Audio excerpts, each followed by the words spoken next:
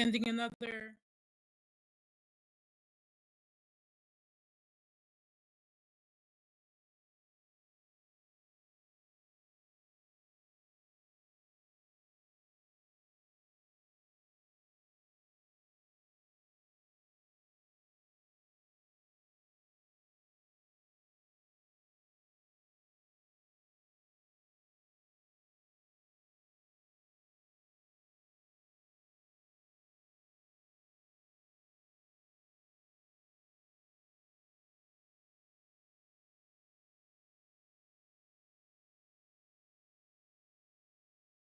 Us tonight for the very important topic. We have an evening of enlightenment, sharing testimonies, offering everyone an opportunity to discuss stress related trauma, mental health, and the opportunities to share ways and methods to overcome them. Once again, we welcome everyone. We just want you to know that Women Breathe Again Holistic Center is a safe space. We welcome women from all background, all ethnicity, and we want you to know that we are here to empower women to rise above trauma, mental illness through holistic practices. So tonight, stay still because we are going to talk about mental illness. We are going to talk about the stigma of that. We are going to talk about trauma. We're going to also talk about recognizing the signs when a woman is under stress, trauma, and mental illness. So let's begin. Welcome, welcome, welcome, everyone. Thank you. Thank you for being here with us. We're going to start with everyone sharing their knowledge and their name with the audience.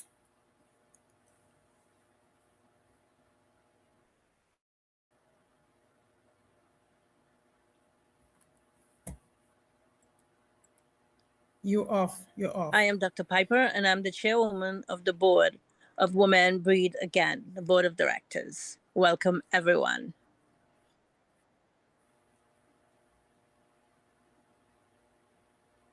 I am the founder of the Women Breathe Again Holistic Center since 2009. Welcome, everyone. Come on.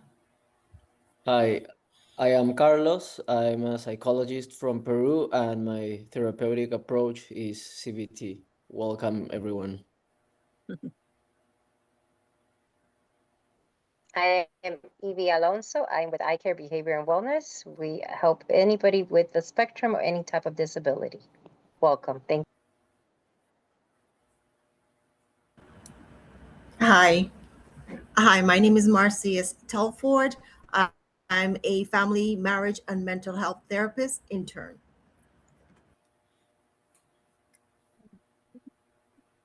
Hi, I am Dr. Peggy Joseph, and I am a mental health practitioner for the past 23 years, and also the hospitality director at Women Breathe Again. All right, here we go. Thank you so much, guys. Well, tonight we have a wonderful setup for you guys, and we have questions, and we encourage you as well, who's listening to us, to also ask your questions. We are on YouTube, we are on Instagram, we are on Facebook, and we are also on TikTok. We are on various platforms, so you have access to join us tonight. So we want to talk about mental health. So we have plenty of mental health professionals here tonight. They are going to answer questions. We are going to share. We're going to talk and have a nice conversation around that, right? Now, the first question is what is mental health? What is mental health? Can we explain to the audience what is mental health? To have these skills to manage these daily life issues. Okay, let's talk about that some more. Can we share about what is mental health? What are the myths of mental health and seeking help? What are some myths that's going on?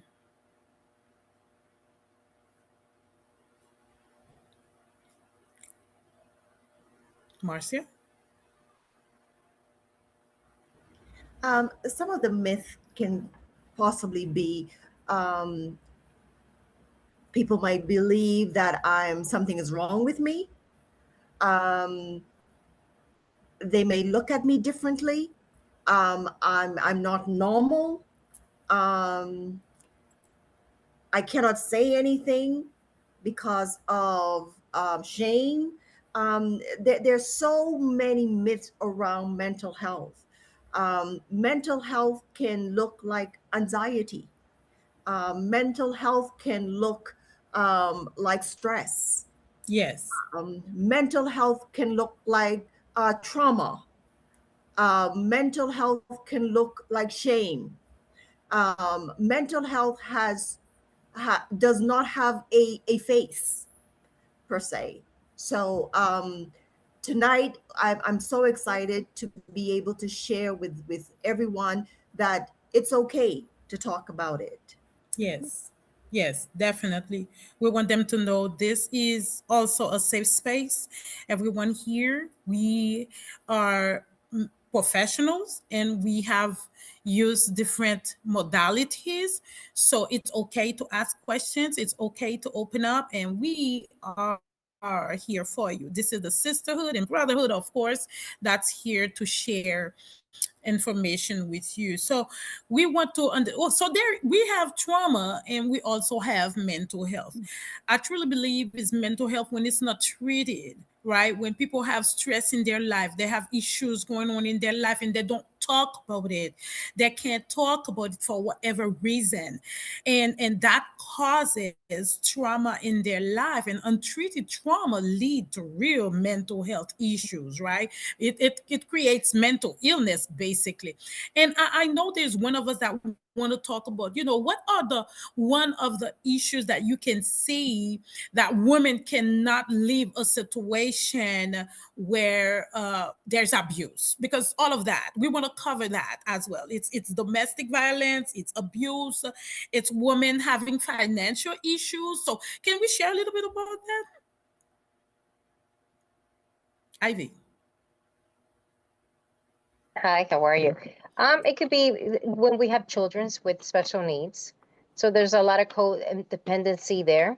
When you have children with special needs, you're blaming yourself and blaming a lot of things for your child. So you're trying to even recognize what the issue is with your own child. So with all that, you actually step into a world of many needs. The parent, it could be a father also too, but it's mostly, unfortunately, on the woman. We're speaking on women in this time, but there's a lot of, when you have a special need child in the house, it takes a lot of energy from your work life, your marriage, your being a mother, being a woman, it takes a lot. So I can speak on the behalf when you have a special need or any type of disability child in your house, it takes a lot of a woman. So you kind of take a lot of pain inside, of guilt, recognizing where did this come from, education, not knowing. There's a lot of components that comes into recognizing that it's so much to get into, but recognizing, why did this happen to me? How do I get this? Where do I start? So you stay quiet. You stay Okay. quiet, and it builds up. Even if there is abuse, so even if there are abuse going on, because there is a special need child, the woman won't want to leave. Is that what you're saying? Well, I'm only speaking for what is spoken to me and what I know. Mental abuse is real. Sometimes you wonder that the mind is a battlefield.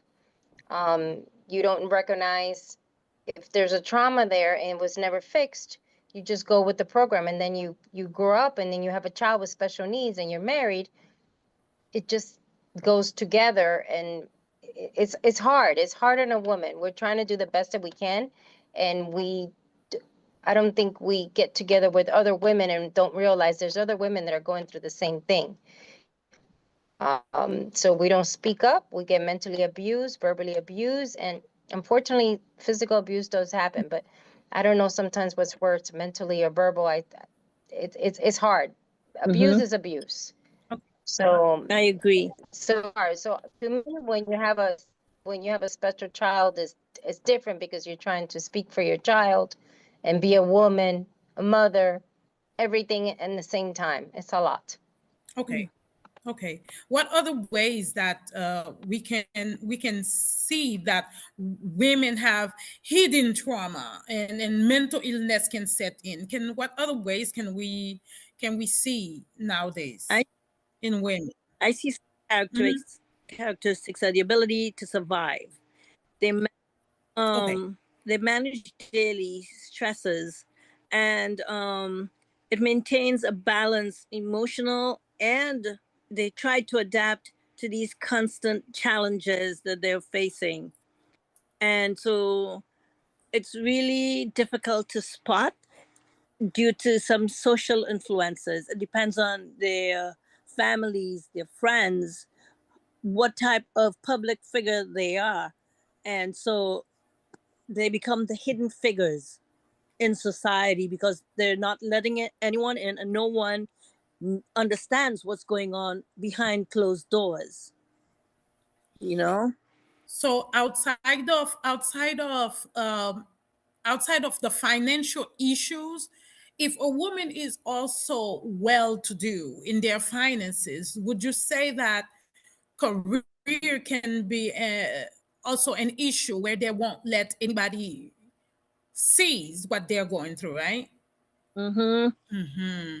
A lot of times they have the difference in a man and a woman in the home. If the woman is doing a job and she's more successful, the spouse may have some type of insecurity, and that can also lead to abuse because of jealousy, of the ability that he can't understand that we're in this relationship together. Why are you the only one that is on TV, the only one with a successful career? I no longer want to be the spouse that stays home, but I am. And that can also have an implication into the relationship. Okay. Okay. Let's talk more about that. Come on. How career affect a woman and Was extremely important and extremely crucial here. It is not that abuse just affects the body, it attacks your entire identity, your confidence, your voice, and your self-worth. And so we find that women, especially who are at the top of their career chains, who feel empowered, feel extremely shame and a lot of guilt about suffering. And so what do? They suffer in silence. And more than 1 in 3 women in the United States experience physical violence, sexual violence, and or stalking that goes unreported and ignored. And so it's extremely challenging for a lot of women to feel like they have a place to say, will they believe me? Is it too late to report? Is my experience real? And questioning themselves because they're in disbelief and more importantly, struggling with the guilt and shame. wow. Mm-hmm. Want to say anything about that, Dr. Peggy? Um, One of the things that I notice is that many women normalize, normalize it because they've been conditioned to carry, everything, that they're going through and to smile through it and to go through life through it. And it becomes normalized for them. Um, Also, another thing is, sometimes the signs are missed because the woman still looks functional. They're functioning in their capacity. They're going about, they're still excelling. And again, they're that career woman or, but nobody knows what's going on, right? They don't want to, be deemed as less than or a failure, right? So they have to keep it going and they have to maintain that image. And while all the while they're going through these traumas and what they're going through mentally with their children and at home, but they have to conceal it in order to keep up that image. and which is, I think, is one of the major things that's happening today, which is, causing these women to be dying slowly. Wow. Um, Anybody want to talk about that some more? It's like, what are some hidden? We are addressing the hidden traumas in women. We are talking about the stuff that women are going through, but because of society, because of their career, because of their religion. Anybody want to talk about that? It could be their religion. It could be issues with their status, causing them to also not want people to know the stuff that they are going through. Anybody want to say anything about that? I can speak on if we're talking about exactly what you just said, that they don't want to know what they're going through. Having a child with special needs or any kind of disability, it does hurt the marriage and everything. Sometimes women don't understand it, and sometimes the spouse does not want to believe that their child has a special need.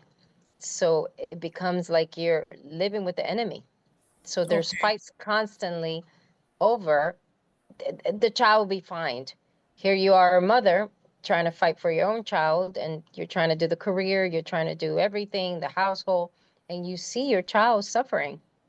So a disability, any type of disability, it could be, you could have a grown kid. It brings a lot of harm to a lot of families when we come to mental health, because you're putting yourself as a mother, as a caregiver, as that parent caregiver, and Mhm. and that's another thing, being a caregiver, it brings a lot of issues to any type of woman, mental health, because you have to be very strong to be a caregiver, very strong. Right. It's just Okay. sometimes you question things, but it's hard to be a caregiver. Mhm. Got you. Got you. There's So another now, abuse. Yeah. yeah. So now, Berlin, let's talk about this. What are the consequences of untreated mental health condition due to stigma? Let's Oh talk my about that. goodness. Mm-hmm. Yeah, that question is so important because stigma lives in multi-diverse communities. It is Mm-hmm. in traditionally the Black community, Afro, Latina, Latinx community, where it is extremely shamed, right, to suffer with anything internally, right? Who's heard the phrase, you got depression, go depress those dishes, right? That's a common thing where it's like it's minimized strategically. And what does that do to any person who struggles with something internally that cannot be understood outside of themselves? It causes them to feel sheltered, right? And so the stigma to suffering with anything, depression, anxiety, PTSD, suicidal thoughts even, is the consequences of people in general, women specifically, who suffer in silence, that they walk away with. That they're suffering, right? What I was saying, what we're saying, for it becomes normalized. And the danger of stigma is that, the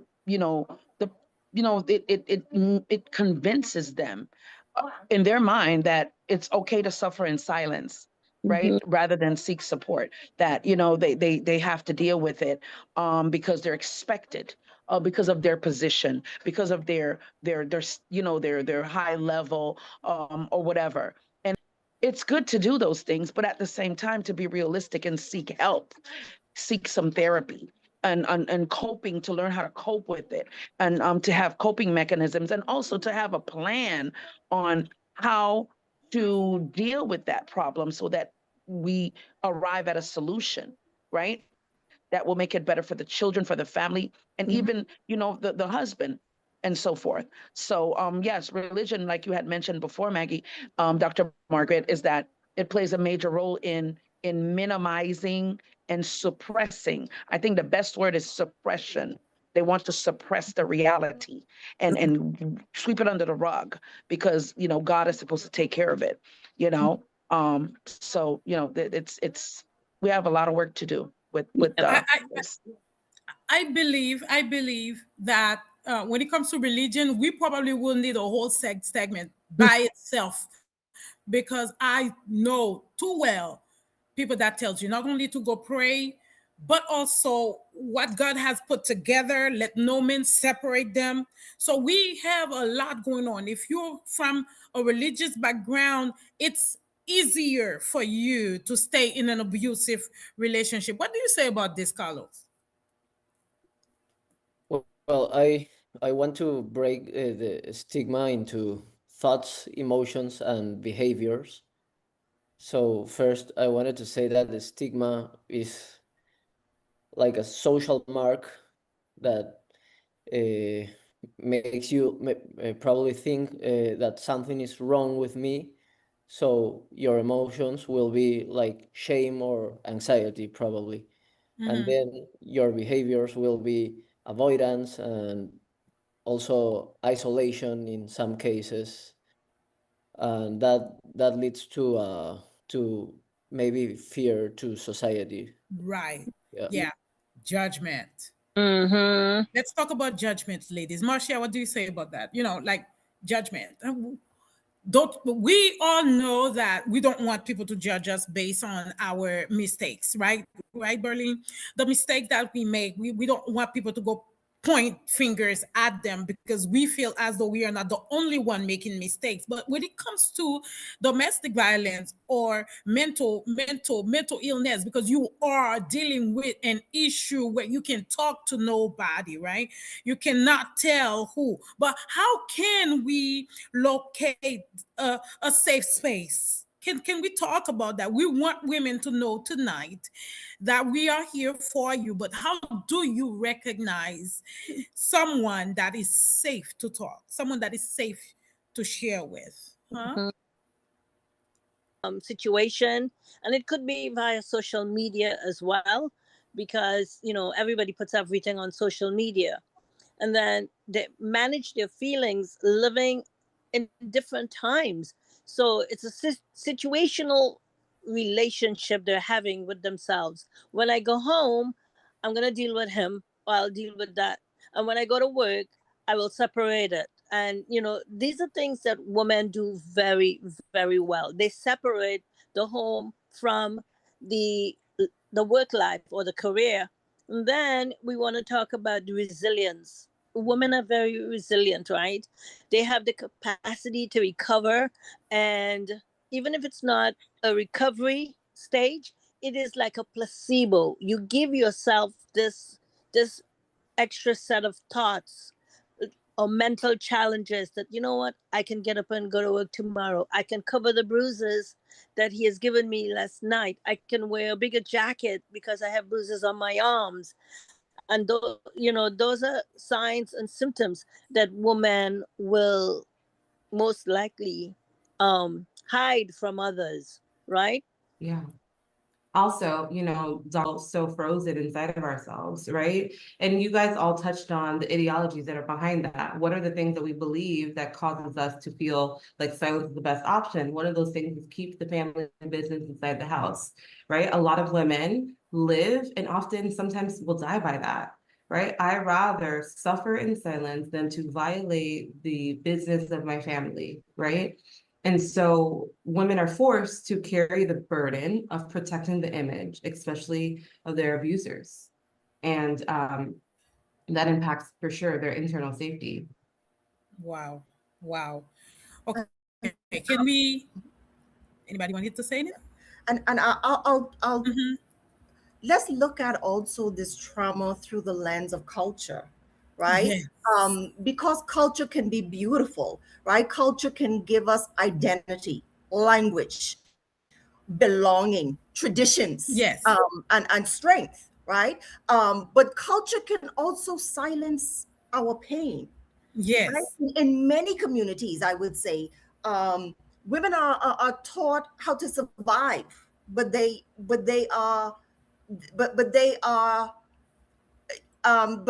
taught, but they're not taught how to heal. Um, According, of course, to global research, 1 in 3 women worldwide experience physical or sexual violence during her lifetime. 1 in 3, right? And think about that for a moment. I mean, just think about it. And that in itself says that we have to be really cognizant of what this trauma, the damage that this trauma can really do to us. And not only just us, but marriages, family, children. It's something that we are living with, and and we must teach women how to not just see it, but also to be able to talk about it and to remove the stigma from it as well. And when I talk about culture, I'm talking about anything that we were born into. It can be something that we learned. And as Berlin said, it's silent. Yes, our culture is beautiful, but our trauma in our culture can be extremely silent. Yes, yes, I totally agree. So we wanted to touch on understanding trauma, because there are mental illness and there are trauma, right, Berlin? Let's talk about what does trauma look like beyond the obvious, meaning somebody around us, our strong friend, the one that are smiling all the time, the one that are they are happy, they are doing chores, they are in activities, they are in all type of events, they are brilliant, but they are under stress, they are traumatic, they are under lots of pressure in their life, but we can't see it. Oh, yeah. I mean, trauma comes in all shapes and sizes. And traditionally, it doesn't look like what we were trained to look for back in the day. So trauma can look like withdrawing socially. It can look Okay. like over explaining. What Yes. color you want? White. It could look like extreme anxiety. It could look like extreme depression. It could look like low self-esteem. It could look like difficulty making decisions, like it to feel crippling in your body. And when we talk about trauma, we talk about all of these symptoms being accelerated to a 10, right? You walk outside of your home and you feel anxiety because your thought process is, what if someone's watching me? And these are based on your experiences, right? And so we're looking at some of these signs that are not visible to the eye, but they're internal. And it indicates. Wow. Wow. Anybody else can say some more about trauma? What does it look like beyond the obvious? Because tonight, again, if you just join in, you are with the Woman Breathe Again Holistic Center in the traumas in women. We are addressing what we cannot see, because we have seen so many examples right now on the news where women we never thought would be in abusive relationship, women we never thought would be a victim, but there are. So what we're doing is opening this door. We just want everyone to come in, have a seat, and let's talk. And this is the talking point we are doing right now. We want people to understand that, we love you, we care for you if you're watching us. But then again, we want you to give us a sign for us to know, that you are being hurt and that you need some type of help. How do we recognize that? Let's start with Carlos. Carlos, what do you think? Well, that trauma can also look like core beliefs such as I'm not safe or this world is dangerous, but also it can be reflected on behaviors like, I don't know, like in general terms, safety seeking behaviors. Uh, and also like body responses such as tension when you are interacting with someone and you don't feel safe. Okay. Okay. Want to say something, Dr. Joe? Anh mà chẳng phải ngày ngày sẽ. No, you can pass on right now. I'm thinking about Okay. something else. Yes, yes. So we want to see, okay, what are some signs? What are some signs that we can see, we professionals, because other people will not see that. Other people will see someone that's brilliant. Other people will see someone that's active. But what are some signs? I need someone to say some signs that once you see it, you know this person is traumatized. Carlos said Mhm. a few, but I know there are many, many. We cannot cover it all tonight, but we just want the audience to know that there are some signs. Marcia, you're smiling. What is it? Give me one sign. It can be, listen, I'm strong. Mhm. That can be one. I'm very strong. It can be, I refuse to embarrass my family, right? Yeah. Okay. It can look like, Okay. what happens in this house stays in this house, Mhm. like that. Okay. And again, as many of you indicated, it can look like, let's pray about it, Mhm. right? Yeah. Okay. Mhm. It Wow. can look like respect elders no matter what. Mhm. Mhm. Okay. If Wow. I want to add Okay. on to that also, they Mm-hmm. compensate, they overwork themselves, right? They overwork themselves in order to avoid having to deal with it. So Mhm. they'll just drown themselves in work, right? Mm. Also, if you really want to look at it, some of them you'll notice maybe some weight changes in appearance, right? Start losing some weight, and you're like, hey, you're losing a lot of weight. Are you on a diet, right? Mhm. Also saying that I'm fine too Mhm. quickly. Is Mhm. everything? I'm good. I'm fine. No, everything is fine, right? Um, Also, you'll notice that they start pulling away and being distant. How they used to be more Okay. involved in maybe office activities or even, in a group of friends, they'll start a little bit keeping themselves a little distant. And you'll have to find yourself calling that person and say, hey, so and so, I haven't heard from you. Is everything okay? Wow. You haven't been really involved, right? Okay. So So, those are mhm, some signs that we will recognize. Is the distance sometimes, so weight changes and stuff like yes. that. Well, listen, this is getting very good right now, but we're gonna take a minute break and we will be right back, guys. Okay.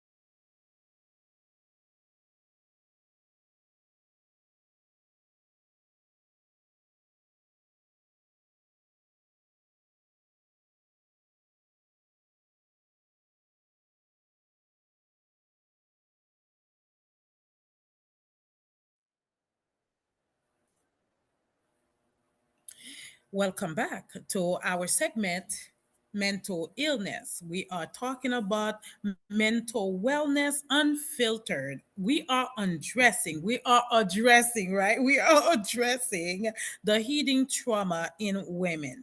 So tonight we have all professionals here on this platform with various ways, modalities that they can use to help someone who has issues with mental illness, who has issues with trauma, issues with stress. So we want to talk to Berlin right now. Berlin, what modality have you seen results from? Oh, What modalities you would what suggest? an important question, because as you shared previously, that trauma for a lot of women doesn't look the same. And so in my training and my background, I've done EMDR, which is a specific trauma modality that helps a person navigate through their story timeline, and effectively address anything that has been downloaded as a result of the things that they've been through. It's super successful. It's one of the most transformative therapies that I've seen to date, helping just by using bilateral stimulation. So it's less words and more, and it's eye movement. And it helps really allow someone who feels stuck to get through with using their brain. And so, I encourage women who have experienced any form of traumatic event to explore the possibility of what EMDR can do and help them grow from. Okay, well, thank you so much. Well, let's talk about medication. Now, this is a stigma. We talk about that. We know women don't want to take medication. Medication make them feel some type of way. But let's allow Carlos to tell us, right? Well, first, I want to start by saying that like it's my personal opinion. I prefer to avoid medication, but sometimes it's needed when trauma is affecting, like significantly affecting daily functioning, and medication can help us to maybe reduce the intrusive symptoms like flashbacks, distressing memories, and also improving sleep quality and reducing anxiety. So if they are affecting our daily functioning, medication is very important. Wow. So, are there side effects to the Yes, medications? yes. Well, uh, when you change the doses, or maybe when you are starting with a new medication, you can experience like a emotional blunting, fatigue. Uh, you will feel maybe sleepy the whole day, or you can Wow. experience like nausea or maybe gastrointestinal problems. Well, no wonder why they don't want it. But sometimes it's necessary. I'm just encouraging someone. If that's what the doctor prescribed, then that's what you follow.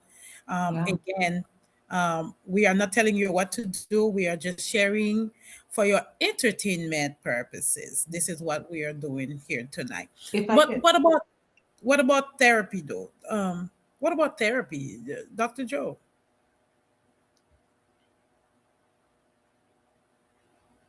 Dr. Joseph? Yes. Hi. I was trying to get myself off of mute. Therapy is always important, especially support groups, right? As women, we need to seek support. And support is very important. That's what will keep us going throughout the time. Many women, they find it, again, the embarrassment. They don't want people to know their business. It might get back to the husband or the family, but definitely support group. And support group can just be a group of friends that are sharing, that maybe, and also in the support groups, you will find people who are experiencing the same things that you're experiencing, that can bring awareness, also open your eyes to certain things that maybe you didn't see before, and also can offer you what are some of the ways that they're coping with it? What have they done that has allowed them to overcome and have reached their goal or a solution to their problem? Also, spiritual mentors. You may have a one-on-one. You may have a spiritual mentor, and also, you know, seeking out in your community, right?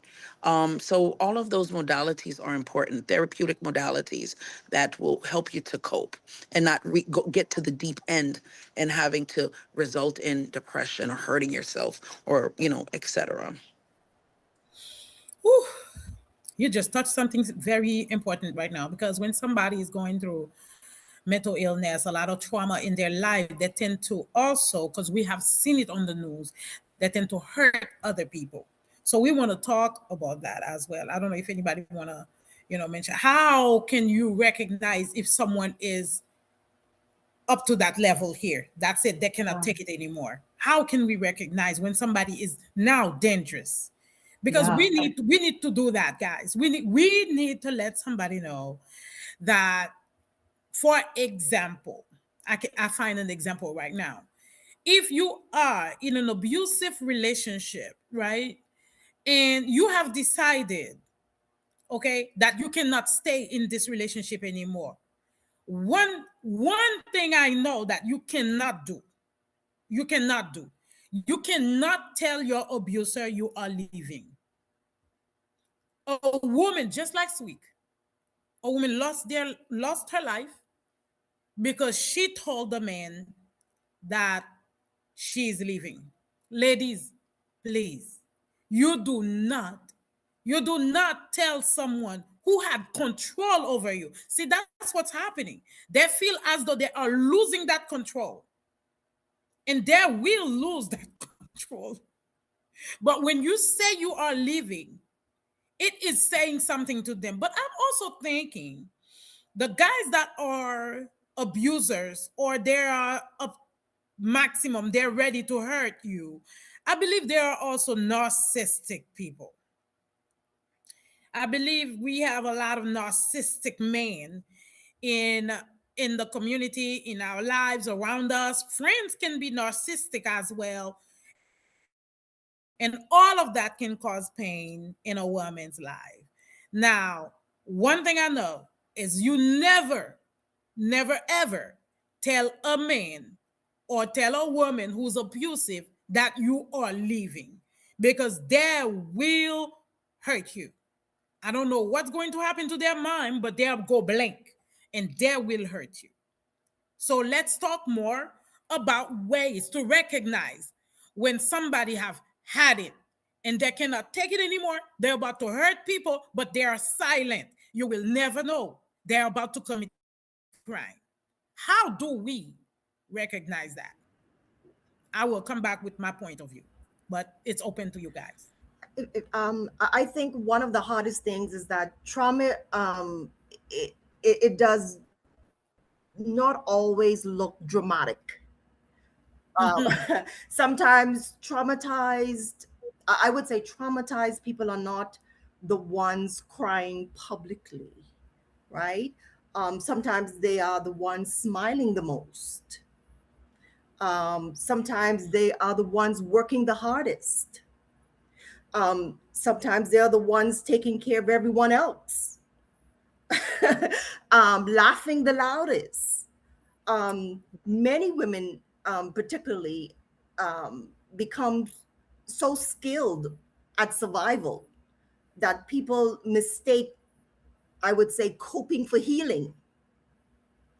But there are signs. There are signs. Not every person will show, right? All of them. And trauma, of course, can appear differently, Wow. um, depending on personality, culture, upbringing, life experiences. Still, there are emotional and physical, behavioral, and I would say relational, and psychological indicators that someone may be carrying unresolved trauma. Give me one time. Give you one time. One time. one sign, and give a woman one one sign to know that this man have had it. Yeah. You know, one of the things I always say when I'm talking to a married couple, that there's some things you do not negotiate. The red signs. The red signs are non-negotiable. The the getting angry, right? The calling names, um, things of that nature. And again, trauma is personal to everyone. Yeah, Okay. if I may jump in here, Mm. I think a sign as well is when a woman has hit their extreme is the need to feel some sense of control. Sometimes when a woman goes through a domestic situation, likely they feel out of control. I have no options. I'm stuck here. And what does that lead to is if I can harm myself, then it's some way to get out. It's to access the extreme. And so getting help outside of the relationship is inevitable. And you know, that is one of the signs, I would say, that you might be heading towards a dangerous territory if you're having these intrusive thoughts like, I'm stuck, nobody's gonna help me, the way that this person abuses me, um, you know, it's undetectable. So how do I get help? And so they usually turn inwards to try to make like a banner of like, help me, or I need more control in my life, and this is the one way I have it. And sometimes it's not at all about wanting to end their lives, but it's about seeking help in alternative ways. Okay. Okay. There are also another signs like low self-esteem or excessive Oh, self-blame. Maybe for those who are always smiling or happy and everything is okay, but you can notice that they are going through something because of their self-esteem or self-blaming. Okay. So self-blaming. But we don't see that. That they're doing that themselves. We want to know when we see this person, what are some signs? Other people may not see it.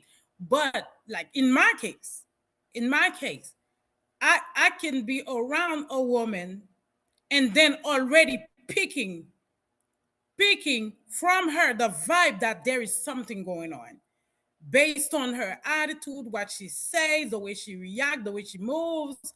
You can tell as a professional. What we want to share here on this platform is a sign that other people can see that this person is in distress.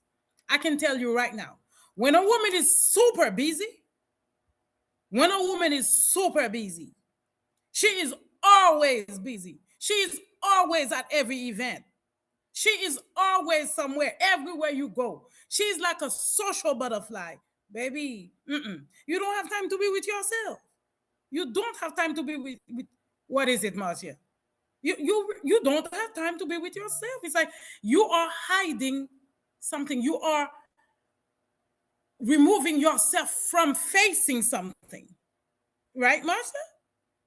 no, no, definitely. You're absolutely correct, Dr. Reed, because you can have people, you can have, there are some women that are people pleasing, right?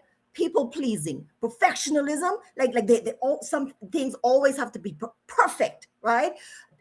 Or if they have a controlling behavior, maybe, emotional withdrawal as well, overwork, right? Yes. Always love to work. Yes. Yeah, yeah. Or avoiding vulnerability as well. You have Mm-hmm. some women who I will never be vulnerable again. You know, the trauma, Yes. self-sabotaging as Yes. well, or staying in toxic relationships. They just seem as if they are always picking those relationships that are toxic.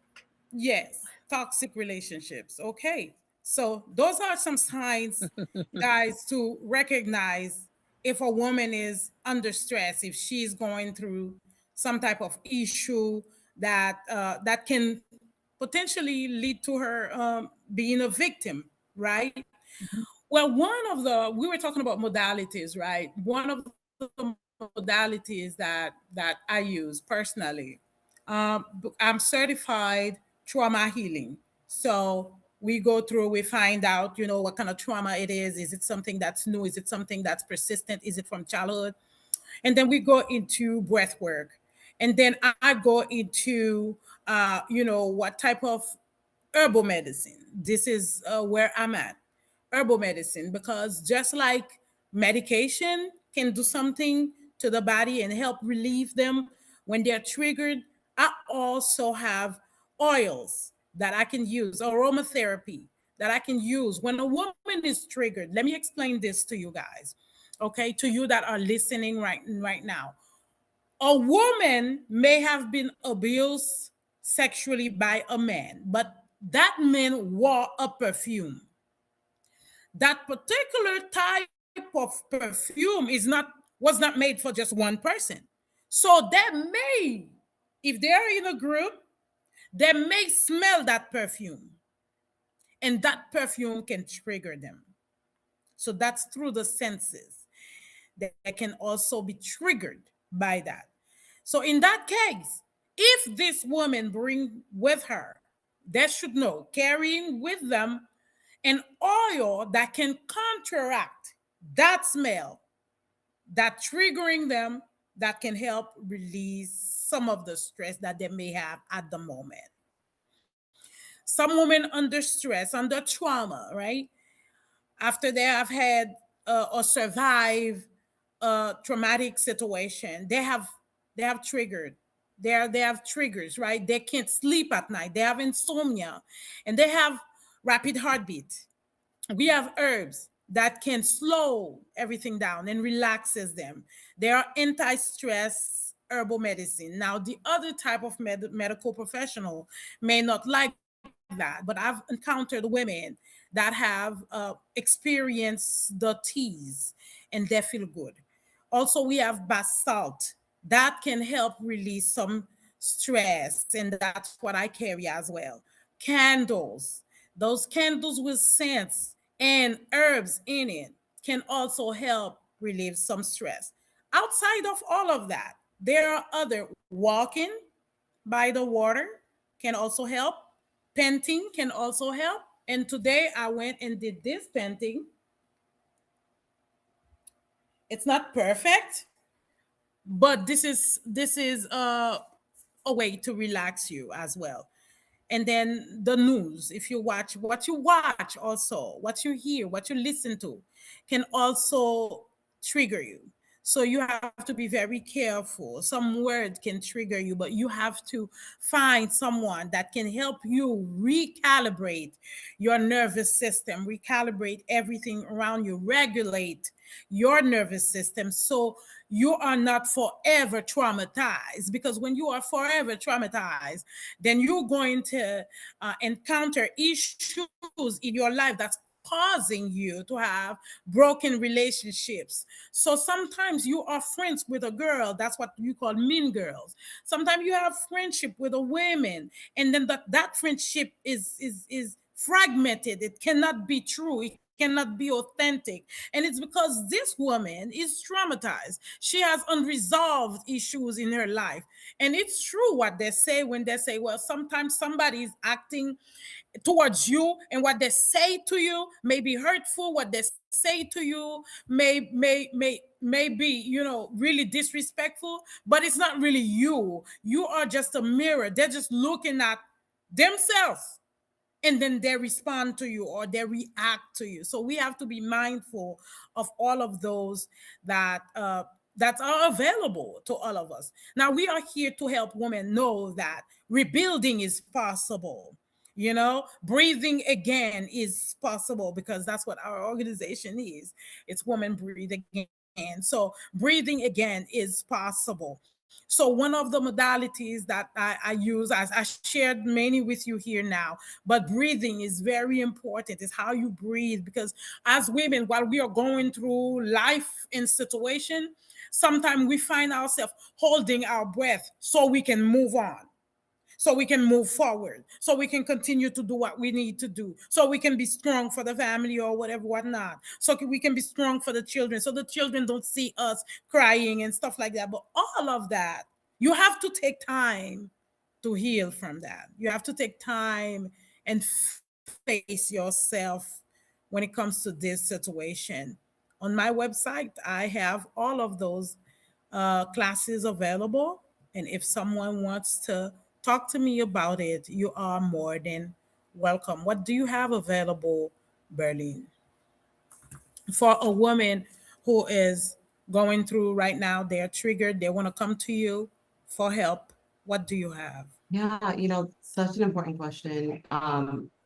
Number one, offer services. I'm a mental health therapist and I offer therapy services. I'm also hosting a boundary workshop where women can come together. Hey, if the women know men who need help and support and boundaries, to come together to put it to words about what they need for the first time advocating for themselves is super important. Um, I want to make therapy accessible, but reachable. Yes. So, what kind of therapy you use with your clients? So it varies from client to client, but cognitive behavioral therapy is one of my favorites. Motivational interviewing, EMDR, like I mentioned before, it's something that I really resonate with, and I'm very aligned with people getting into their body. What do you feel inside yourself? Is usually the biggest indicator that something is wrong. Oftentimes your body will tell you what's going on before your brain does and before it registers danger. And so I teach people in general to get inside of themselves, to stop ignoring signs, to understand what their body is trying to give them, their signals, and disempower some of these triggers and threats so that they can find time to breathe again, to live again, and to love again. It's possible. Just want you to know it's possible. What do you suggest, Marcia? Because rebuilding is possible. We are breathing again is Yes, no, possible. absolutely. I will piggyback on Berlin that I love CBT. CBT allows you to, again, to identify what you're feeling and to find ways to think differently, to feel differently, right? And then of course, with all of that, we will then give you what we call a treatment plan that you can take with you so that you can continue to heal, because trauma is not a one-time thing, and it is not it's not one treatment for everyone. Healing is consistent, right? It is something that you have to be cognizant of. That, you know what, this is a plan that I can use, and I'm this is something that I need to use and practice on a daily basis. And definitely, I'm a big proponent for therapy. Please, um, there's nothing wrong with therapy. Right. Therapy it is a beautiful healing experience. Wow. So I will definitely, please, Right. everyone, a therapist has therapists. Yes. Yes. I think it's important, right? What do you say? Wait a minute. Wait a minute. I know this one is very important. Okay, so should Dr. Joe, should a woman who is traumatized go to her pastor? A woman who is traumatized, should they go to their pastor? Yeah, that's a spiritual leader. Okay. Actually, that is the reason why I believe pastors are placed to shepherd and to lead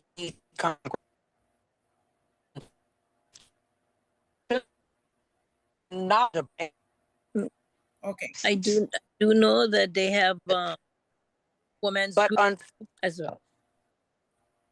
right. But unfortunately, in today's world, not all of them are equipped to deal with that, Mhm. right? Because you want to have some type of background and also training in not only counseling, mental health, dealing with mental health issues and understanding people's behaviors, but spiritual counseling. So they need to have the proper training. Just the Bible and scriptures alone is not going to be effective. They need to have that background, right? It's same thing dealing with marriage, right? Dealing with marriage, dealing with Grief. divorce. It's not a matter Mhm. of just standing at the pulpit, right? And preaching and telling them all of these things that God is wanting you to do, but showing them also how to overcome it. But again, they need to be equipped.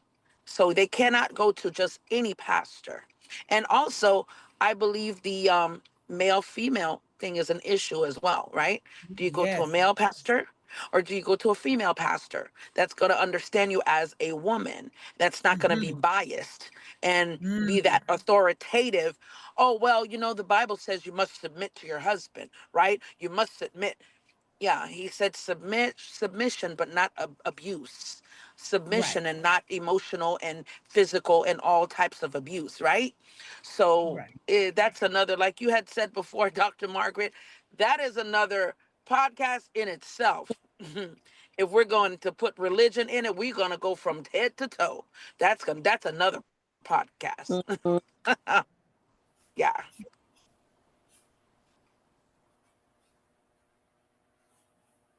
Evie. That I've had a All couple. right, Dr. Piper. Sorry, can you hear me? Yes. I've had to say that I had a couple of churches. Actually, I'm going to have a talk in in a month from now. For some reason, a lot of churches are being reached out. So with a lot of trauma and a lot of different discussions. So it is a different topic, but I am very happy to say that I've had a lot of pastors come to realize that there is something going on. There's a lot of trauma versus, if it has to do with children disability, women being abused, but they're coming out more.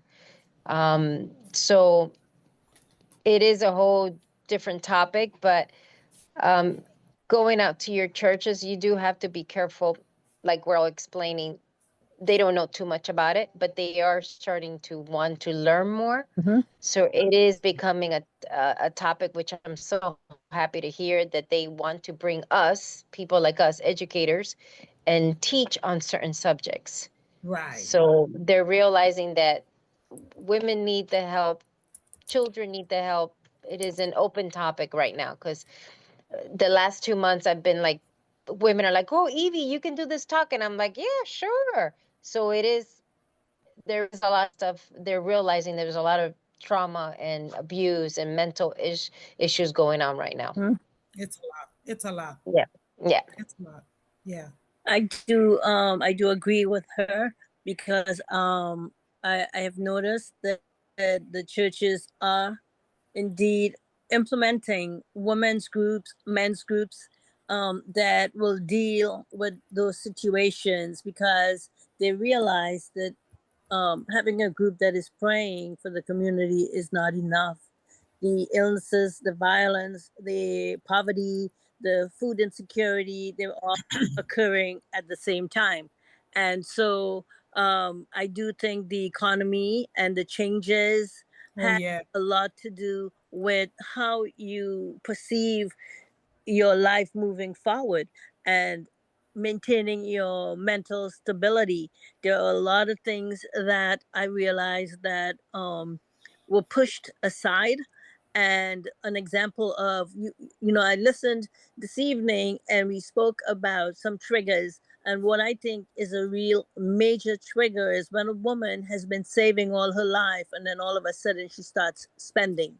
She's spending like if it's the end of the day, and so it's buying anything and everything. You're in the store every 2 minutes, and those are some things. It's like, what's really going on? Right. you know what has happened, what has changed, what is the mental shift that has her spending like that?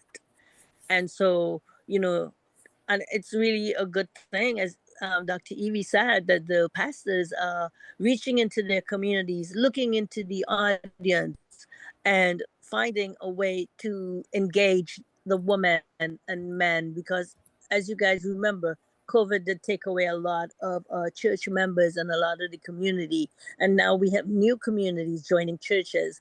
And so for the pastors to realize we need to meet them where they are, kudos to them. You know, Okay. Wow. Listen, we have talked about signs, symptoms. We talk about the stigma.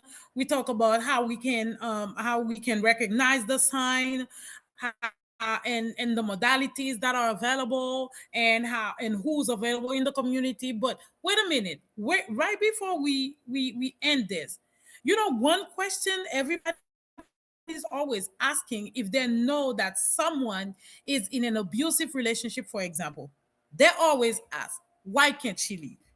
We talk about the financial aspect. We talk about she has low self-esteem. Can somebody say or let us know a few other reasons why she can't leave, and why today we are here to tell her she can? And what are the steps? Carlos has his hands raised. Okay.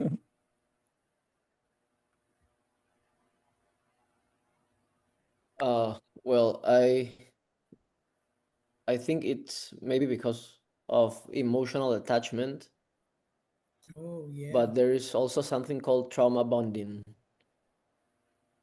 And well, abuse is often like mixed with affection, apologies, and temporary calm periods. And people have always this idea that their partner is going to change. Mm. You are right. Abuse mixed with affection. I just want to keep reminding myself that and speak it so you guys can hear it. What else, I mean, I guys? think, Carlos, you hit it right on the head. It's a form of manipulation and gaslighting. Where women, ask themselves, is it really that bad?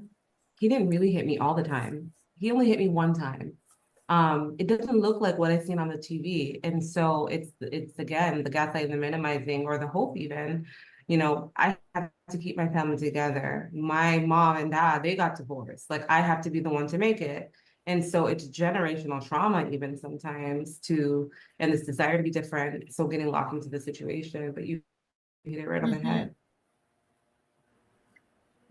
Yeah, come on in with ways But to and, see and this. also and also leaving is not always, the leaving is not always physical first, right? Okay. Okay. Yeah, so sometimes the woman has to emotionally heal enough to believe she deserves better before she can physically walk away. So trauma, of course, trauma changes what I believe the nervous system, the self-worth of a woman, right? Attachment patterns, it changes. Perception of love, it changes as well. And many women are not simply attached, I would say, to the person. They are attached to hope. They are attached to survival. I believe they're attached to emotional conditioning, right? Yes. So the Yes. question should not simply be why can't they leave? Sometimes the deeper question is, what happened to her that made her suffering feel normal?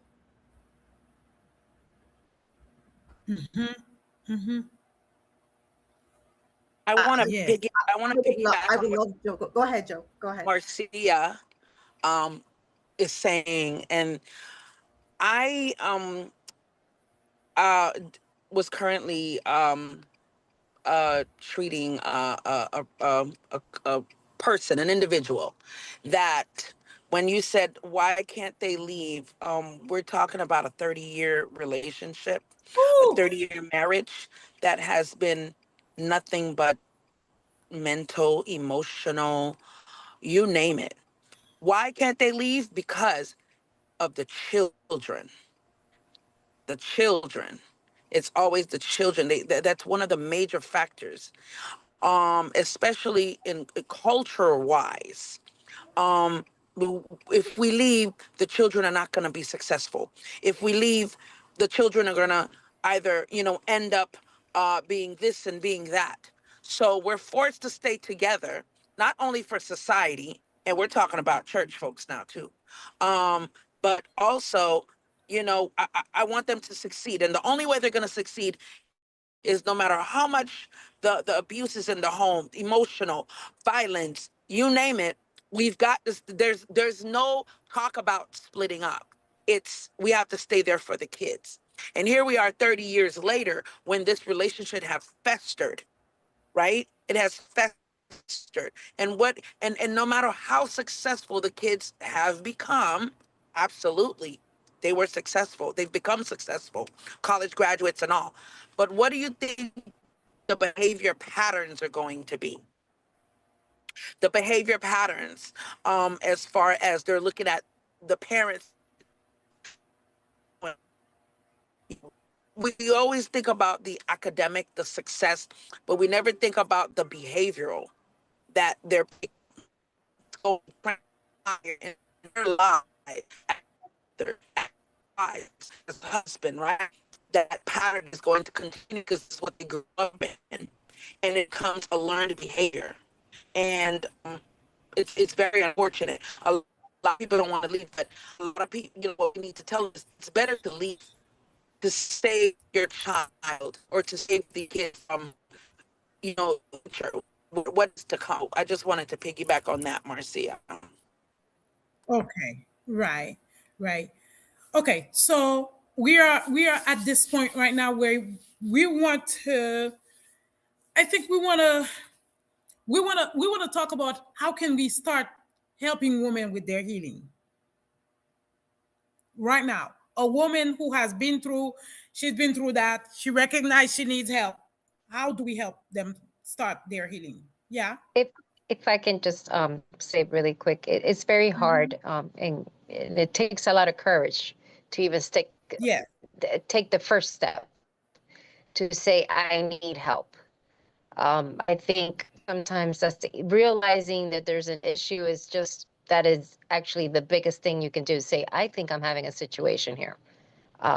It's hard if you don't have friends and you isolate it yourself. It's hard if you have a 30-year marriage and you don't even know where to start, because sometimes when you have an abusive relationship, you really don't have friends because you don't. It's an abusive relationship. Most of the time, women do not have friends because they don't not want to talk about their situations. An abusive relationship, they keep to themselves because they don't know. They grew up with that situation. But what I do want to say is we're in different times, and it's okay to speak up. It's okay to say, I'm actually getting hurt. You know what? Today my head hurts. You know what? This happened to me today. Just start out. Um, it's all around us more than we think, and everybody's story is different. Um, but it's good to check in, I guess. And it's good to say to your friend, can we have coffee? When you hear a friend say, can we have coffee? You kind of Yes. already pick up on something. You just have to go with more to see what is the coffee leading to. So we have to be better on picking up signs. And it's okay for any woman to say, let's have coffee today. Can we have coffee today? If I can, Um, I think to your yeah. question, Dr. Reed, what's next? Number one, I think hope. I think it's really important to talk about hope is not off the table, no matter what you've gone through. I know that some women may feel like that is not the option anymore and things can never change, but hope is never off the table. And you can always see your way through, no matter if whatever it is that you've been through. And so I think if there's a message, I think is to understand that you can get help, you can be protected, you are important, and to never forget that. And sometimes when you've lived in a space so long, you often forget that you have um, esteem that can never be taken away, no matter what you've been through. And so that I think is really important when it comes to breaking your own cycle. Right. Okay. How can someone reach you, Doc? How can someone reach you, Berlin? Ooh, sorry. Definitely send me an email. I'm definitely open to having consultation, and I can offer free consultation. My email is elevatedperspectiveconsulting@gmail.com. Again, that's elevatedperspectiveconsulting@gmail.com, all one word. Right. Do you have a website? I do. Okay. But if they go ahead and send me an email, all of the things to reach me, my phone number, the emergency services, everything is attached to that. There you go. Okay. Okay. So, guys, we have 7 minutes remaining. We just want to share with someone your message and with your story, with your message, with your empowerment word. All right. I think one of the things I would like to leave for every woman is that you have permission to stop surviving alone. Okay? You don't have to do it alone. You have permission to stop surviving alone. Right.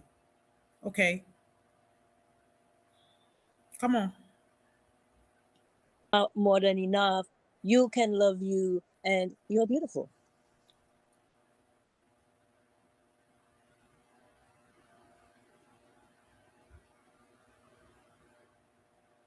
Already. Woman that is carrying this invisible pain. You're not weak because life wounded you. You're not broken because you struggled. And you're not disqualified because you needed help. Your story doesn't end in survival.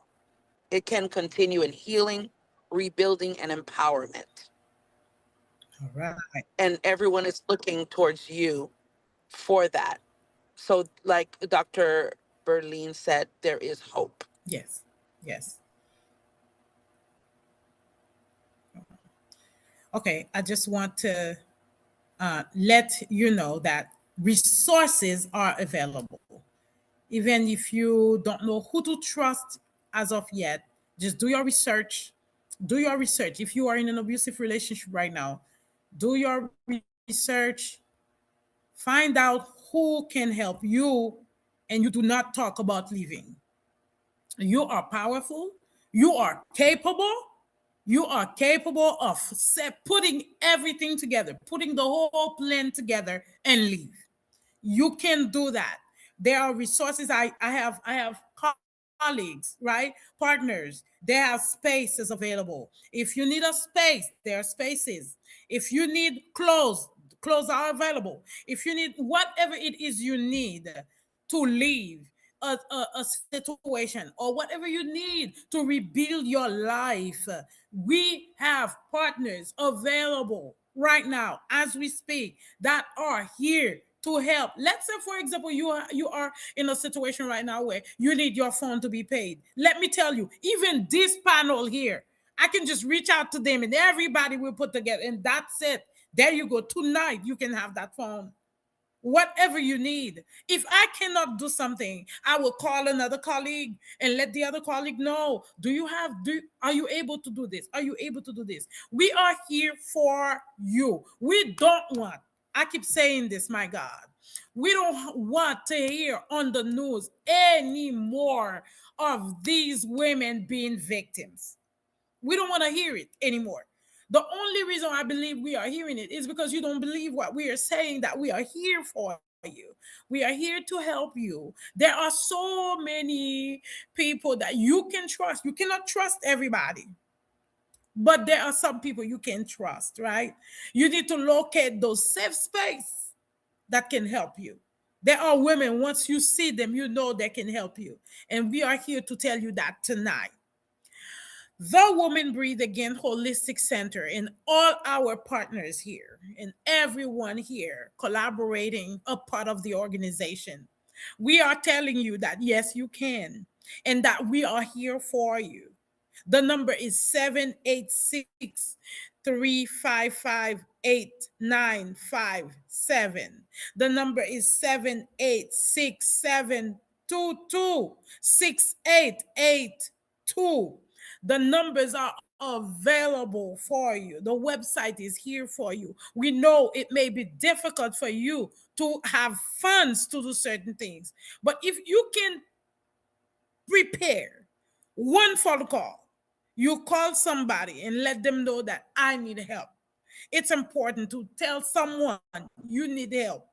Tell someone that, listen, I need somebody to help me because I don't feel safe. It's okay to say that. And I'm here to let you know tonight, us women, we have learned to be that safe space for real. We have learned not to judge you. We have learned that your life may be at risk and we believe you. Because in the past, we didn't believe. Well, when I say we, it's not me. I'm talking about in general, collectively. We were doubting. We thought women were saying, telling lies, but it's no longer that. We want you to know that we believe you. We believe you and that your story matter. Your story is real and we are here to help you. Reach out to someone. Again, this is the Woman Breathe Again Holistic Center. We have other organizations here on this platform with us. You can reach out to us and let us know. We appreciate you for joining us tonight. If you have any friend that you suspect may be dealing with a domestic violence, I'm not saying to step in and start making decisions, but what I'm saying is be that safe space for them. When you see them acting weird, be that safe space. Do not talk about them. Let them come to you. Or you can ask a simple question. Sis, can we have coffee? Is it possible?